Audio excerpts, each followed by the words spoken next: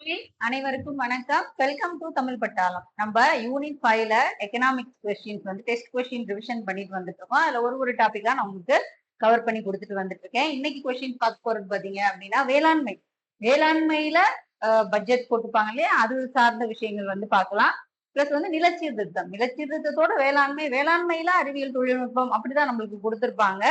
அதனால யூனிட் 5 அப்படிங்கிறப்போ ரொம்ப முக்கியம். இந்திய பொருளாதாரம் மற்றும் தமிழ்நாட்டினுடைய வளர்ச்சி நிர்வாகத்தோட பிற மாநிலங்கள், பிற தேசிய லெவல்ல நம்ம என்ன பண்ணணும், ஒப்பிட்டு ஆய்வு பண்ணி படிக்கிற மாதிரி தான் நம்ம கொடுத்துருக்காங்க. கரண்ட் ரிலவெண்டா படிக்கணும். இதுல இடையில நான் என்ன பண்ணுவேன், உங்களுக்கு கொஸ்டின்ஸ் வந்து கேட்பேன். அந்த கொஸ்டின்ஸ்க்கான கமெண்ட் வந்து எனக்கு நீங்க கொடுத்துருங்க.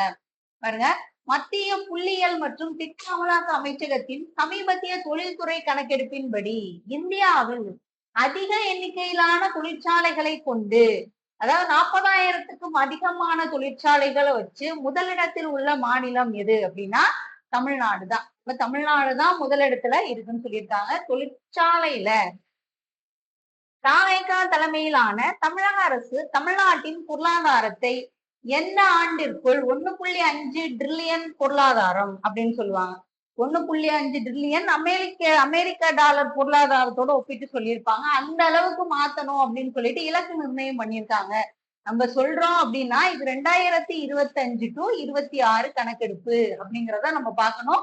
இனிமேதான் நெக்ஸ்ட் படிக்கிறவங்க தான் என்ன பண்ணுவாங்க, 26 டு 27 பட்ஜெட் போட்டதுக்கு அப்புறம் அது சொல்லுவாங்க. இப்ப தோராயமான கருத்து கணிப்பு அப்படிங்கிறப்போ நம்ம அதுக்கான சார்ந்த கொஸ்டின்ஸ் தான் நம்ம பார்த்துட்டு இருக்கோம். இன்னும் 2026க்கு போடவே இல்லை, நீங்க அதுக்குள்ள சொல்றீங்க அப்படின்லாம் வந்து சொல்லிடாதீங்க. ஏன்னா நம்ம அது என்ன பண்ணிருப்போம் 2026க்கு இப்போ ஜூன் வரைக்கும். ஏன்னா நம்மளுக்கு அடுத்த எக்ஸாம் வந்துருச்சுன்னா அதுக்கப்புறம் என்ன பண்ண மாட்டாங்க, கொஸ்டின் எடுக்கிறது ரொம்ப கஷ்டம். அதுக்கேற்ற மாதிரி நம்ம ஒரு தோராயமான கருத்து கணிப்போட படிச்சுக்கணும்.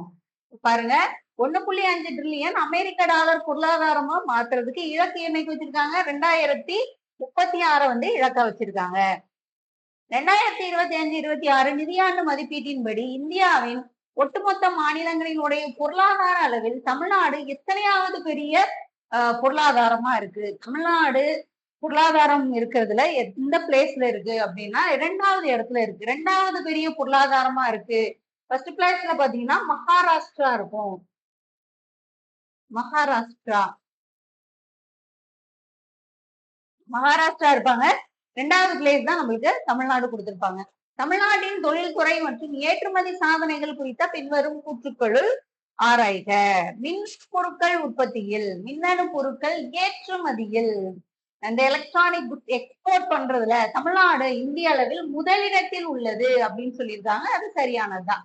வாகன உற்பத்தி, ஆயத்த ஆடைகள் மற்றும் தோல் பொருட்கள் உற்பத்தியில் தமிழ்நாடு இந்தியாவில் முதலிடத்தில் உள்ளது. இதுலயும் நம்மளுக்கு தமிழ்நாடு எத்தனாம் பிளேஸ்ல இருக்கு, முதலிடத்துலதான் இருக்கு அப்படிங்கிறது சரி. இந்தியாவின் ஒட்டுமொத்தமான எம்எஸ்எம்இ சிறு குறு தொழில் இருக்கு இல்லையா, நடுத்தர தொழில்கள் பதிவுகளில் தமிழ்நாடு முதலிடத்தில் உள்ளது அப்படின்னு சொல்லியிருக்காங்க. முதலிடத்துல இல்ல, 3வது இடத்துல இருக்கு. 3வது இடத்துல இருக்கும். ஃபர்ஸ்ட் இடத்துல மகாராஷ்டிரா இருக்கும், செகண்ட் பிளேஸ்ல உத்தரப்பிரதேசம் இருக்கும், நம்ம வந்து 3வது இடத்துல இருக்கோம். அதனால 1, 2 மட்டும்தான் சரி.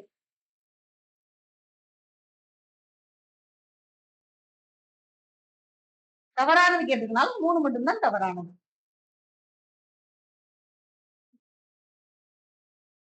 மத்திய அரசின் தொழில்துறை கணக்கெடுப்புல நிலையான மூலதனம் 3 கொடுத்திருக்காங்க பாருங்க. பிக்ஸ்டு கேபிட்டல், நிலையான மூலதனம், மொத்த உற்பத்தி மதிப்பு, மொத்த மதிப்பு கூடுதல், இது 3ஐயும் பார்க்கும்போது தமிழ்நாடு இந்திய அளவில் எத்தனையாவது இடத்தில் உள்ளது, 3ஐயும் பார்க்கும்போது பாத்தீங்கன்னா தொழில்துறை கணக்கெடுப்புல நிலையான மூலதனத்துல எவ்வளவு பெர்சன்டேஜ் இருப்பாங்க அப்படின்னா 0.9% இருப்பாங்க.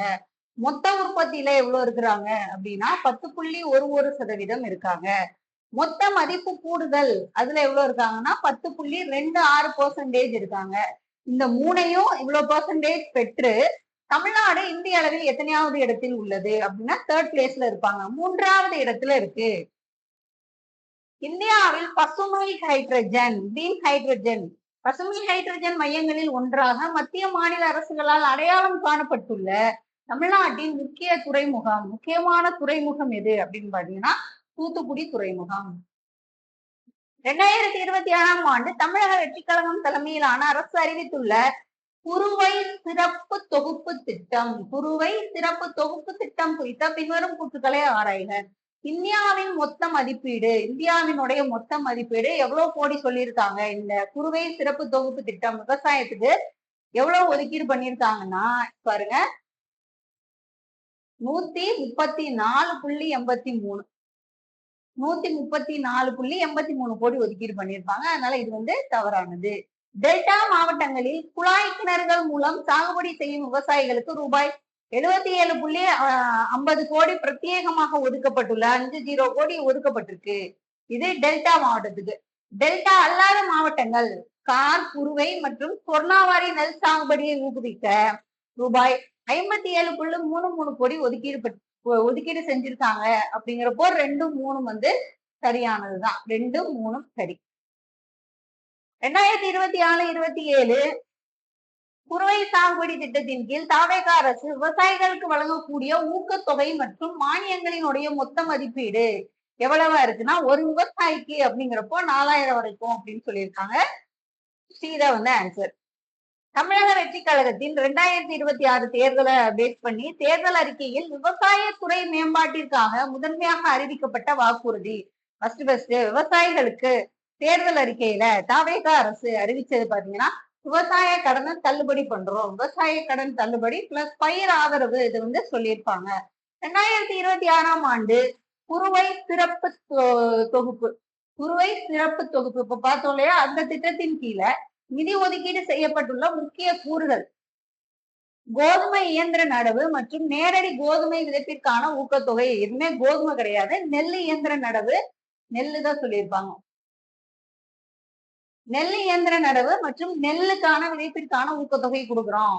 உயிர் உரங்கள் மற்றும் நெல் நுண்ணூட்ட உரக்கலவை விநியோகம், விதை உற்பத்திக்கான ஊக்கத்தொகை மற்றும் விதை நெல் விநியோகத்துக்கான மானியம் அப்படின்னு சொல்லியிருப்பாங்க.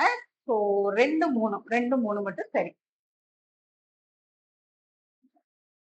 தமிழ்நாடு இடைக்கால வேளாண் பட்ஜெட் 2026 தரவுகளின்படி தேசிய அளவில் தமிழ்நாடு எந்த சிறுதானிய உற்பத்தி திறன்ல வந்து முதலிடம் பிடித்து சாதனை படைத்துள்ளது. இடைக்கால வேளாண் பட்ஜெட் மூலமா தமிழ்நாடு எந்த இது வந்து சொல்லியிருக்காங்க சிறுதானியம் அப்படின்னு பாத்தீங்கன்னா கேழ்வரகு.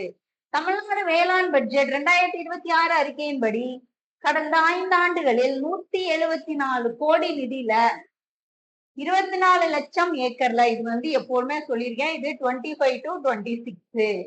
ஆனா கொடுத்திருக்கிறது நம்ம 2026 அப்படின்னு சொல்லும் போது அது அந்த மாதிரி நான் வந்து உங்களுக்கு கொஸ்டின்ஸ் வந்து கேட்டிருக்கேன். தரப்பில் செயல்படுத்தப்பட்ட பயிர் பெருக்கு திட்டம் எதனை நோக்கமாக கொண்டது? பயிர் பெருக்கிறது அப்படிங்கிறது பயிர் வகைகளில் உற்பத்தியில் தன்னிறைவு. பயிர் வகைகள்ல உற்பத்தியில தன்னிறைவு தான் என்னது 2026 174 கோடியில. தமிழ்நாடு திட்டக்குழுவின் பொருளாதார ஆய்வறிக்கை 2025-26 படி எண்ணெய் வித்துக்கள் உற்பத்தியில் தமிழ்நாடு இந்திய அளவில் எத்தனையாவது இடத்தில் உள்ளது? எண்ணெய் வித்துக்கள் ஆயில் சீட்ஸ்ல பாத்தீங்கன்னா 2வது இடத்துல இருக்கு. காரன்வாலிஸ் பிரபு அறிமுகப்படுத்திய நிலையான நிலவரி திட்டம் பற்றிய பின்வரும் கூற்றுக்களுள் எது சரி? இப்ப உங்களுக்கான கொஸ்டின் நான் கேட்பேன்னு சொல்லியிருக்கேன் இல்லையா, இது வந்து நிலச்சீர்திருத்தம் அப்படிங்கிறப்போ நம்மளுக்கு ஜமீன்தாரி. நிலையான நிலவரி திட்டம் எப்போ, மகள்வாரி திட்டம் எப்போ கொண்டு வந்தாங்க, யார் கொண்டு வந்தாங்க, அதே மாதிரி ரயத்வாரி திட்டம் அப்படிங்கிறது யாரு கொண்டு வந்தாங்க, எந்த ஆண்டு வந்து கொண்டு வந்திருக்காங்க, எங்க கொண்டு வந்திருக்காங்க அப்படின்னு சொல்லிட்டு எனக்கு என்ன பண்ணுங்க, கமெண்ட் பண்ணுங்க. இது 3 நிலச்சீர்திருத்தம் சார்ந்து விஷயங்கள் வந்து பண்ணியிருப்பாங்க. அதுன்னு கமெண்ட் பண்ணுங்க. இத்திட்டத்தின் கீழ் ஜமீன்தார்கள் நிலத்தினுடைய நிரந்தர உரிமையாளர்களாக அங்கீகரிக்கப்பட்டனர். எதுல? காரன்வாலிஸோடைய நிலையான நிலவரி திட்டத்துல. அரசுக்கு செலுத்த வேண்டிய நில வருவாயில் 11ல 10 பங்கு ஜமீன்தாருக்கும் அதுல 1 பங்கு அப்படின்னு பாத்தீங்கன்னா கிழக்கிந்திய கம்பெனிக்கும் ஒதுக்கப்பட்டிருக்கு அப்படின்னு சொல்லியிருக்காங்க. 11ல 10 பங்கு தான் அரசுக்கு கொடுத்திருப்பாங்க, 1 பங்கு வந்து ஜமீன்தாருக்கு கொடுத்திருப்பாங்க. சோ மாறி இருக்கு. அதனால இது வந்து என்னது தப்பு. ஜமீன்தார்கள் விவசாயிகளிடமிருந்து எவ்வளவு வேண்டுமானாலும் வரி வசூலிக்க அனுமதிக்கப்பட்டனர். ஆனால் கம்பெனிக்கு நிலையான தொகையை மட்டுமே அவங்க என்ன பண்ணணும், எவ்வளவுனா வரி வச்சுக்கலாம், ஆனா கம்பெனிக்கு ஒரு நிலையா ஒரு தொகை வந்து செலுத்தணும் அப்படின்னு சொல்லியிருப்பாங்க. 1, 3 சரி.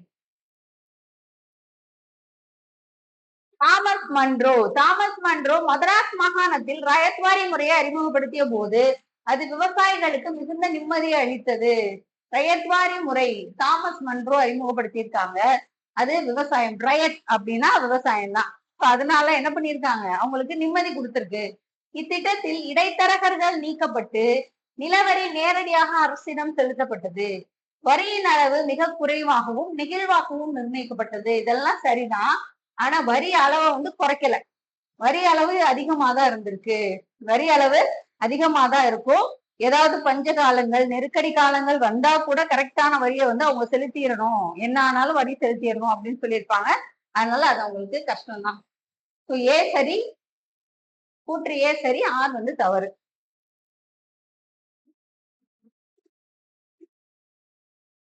பிரிட்டிஷ் இந்தியாவின் நிலவருவாய் கொள்கைகள் தொடர்பான பின்வருவனவற்றை பொறுத்துக. வாரிசு இழப்பு கொள்கை, டெல்ஹவுசி பிரபு. இனாம் கமிஷன் பாத்தீங்கன்னா, இனாம் கமிஷனும் டெல்ஹவுசி தான். 1852 கொண்டு வந்திருப்பாங்க. இனாம் கமிஷனும் டெல்ஹவுசி தான். துணைப்படை திட்டம் யார் வந்திருக்காங்க? வெல்லஸ்லி பிரபு. கொள்கை ரீதியான குத்தகை சீர்திருத்தம் பாத்தீங்கன்னா காரன் வாலிஸ் வந்திருப்பாங்க. இப்ப இனாம் கமிஷனும் டெல்ஹவுசி தான், வாரிசு இழப்பு கொள்கையும் டெல்ஹவுசி தான். இப்ப பாருங்க எது ஆன்சரா வருது, இங்க இருக்கு ஆன்சர் ஏயும் 3 பியும் 3 தான். இப்படிதான் ஆன்சர். இந்திய அரசியல் அமைப்பின் நிலச்சீர்திருத்தம் மற்றும் வேளாண்மை தொடர்பான சட்ட பாதுகாப்புகள் குறித்த பின்வரும் கூற்றுகளை கவனி. முதலாவது அரசியல் அமைப்பு சீர்திருத்தம். ஃபர்ஸ்ட் 9வது அட்டவணையில சேர்த்திருப்பாங்க அப்படின்னு படிச்சிருப்பீங்க.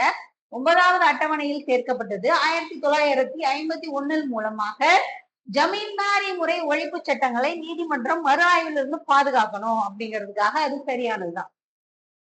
விதிகள் 39B, 39ல சி இது என்ன சொல்லியிருக்காங்க அப்படின்னா, நில உச்ச வரம்பு, சொத்து குவிப்பை தடுக்கிறதுக்கு அப்படிங்கிறதுக்காக வழிகாட்டும் நெறிமுறைகளை இது வழங்குது அப்படின்னு சொல்லியிருக்காங்க. அது சரிதான். 31B-யின் கீழ் உள்ள அனைத்து சட்டங்களையும் எந்த சூழ்நிலையிலும் நீதிமன்றங்கள் அரசியலமைப்புக்கு முரணானது என அறிவிக்க முடியாது என்று உச்ச நீதிமன்றம் கேசவானந்த பாரதி வழக்குல தீர்ப்பளிச்சிருக்கு. இது எந்த மூலமானா 1951 சட்ட திருத்தம் மூலமா 9வது அட்டவணையில சேர்த்திருப்பாங்க இல்லையா, அதுல சொல்லியிருப்பாங்க நீதிமன்ற மறு ஆய்வு அரசியலமைப்புக்கு முரணானது அப்படின்னு சொல்லிட்டு அதை சொல்ல முடியாது அப்படின்னு சொல்லியிருப்பாங்க. ஆனா 1973க்கு அப்புறம் ஏதாவது சட்டங்கள் போடுறாங்க அப்படின்னா அது முரணானதுதான் அப்படின்னு சொல்லிட்டு அறிவிச்சிருப்பாங்க. அதனால இது தப்பு. கேசவானந்த பாரதிங்கிறது 1973ல. என்ன கேட்டிருக்காங்க நம்மளுக்கு? 1 2 சரி, 1 2 தான் சரி, 3 தப்பு.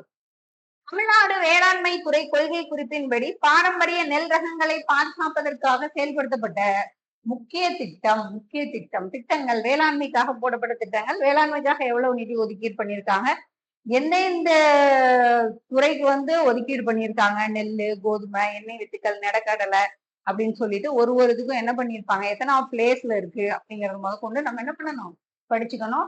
இந்த நெல் ரகங்களை பாதுகாக்கிறதுக்கு பாத்தீங்கன்னா நெல் ஜெயராமன் மரபுசார் நெல் ரகங்கள் பாதுகாப்பு இயக்கம் அப்படிங்கிற ஒரு முக்கிய திட்டம் வேளாண்மை துறை கொள்கை அறிவிப்புல கொடுத்திருப்பாங்க. இதே மாதிரி நான் கொஸ்டின்ஸ் உங்களுக்கு ரிவிஷன் பண்ணிட்டு இருப்பேன்.